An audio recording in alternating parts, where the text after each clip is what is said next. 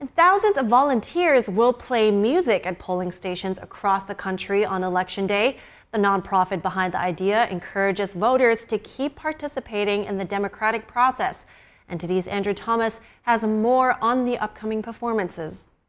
On Tuesday, Metropolitan Opera Orchestra violinist Sarah Vansatul will be playing at a very different venue. Instead of her usual gig at the Met, she'll be performing at a polling place in New York City.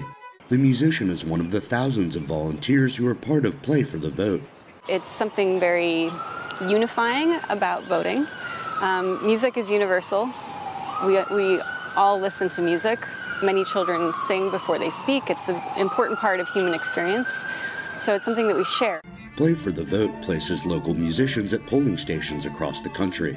Boston-based cellist Mike Block started the nonprofit in 2020 to enhance people's voting experience. The organization aims to have performers near polling stations across all 50 states. Vansatul and her election ensemble will play for an hour Tuesday morning in the David Rubenstein Atrium at Lincoln Center.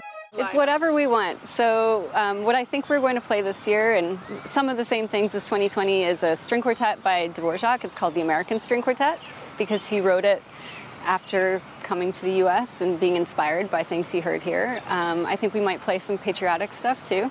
Vansatul also said as a musician she felt lucky to perform on Election Day.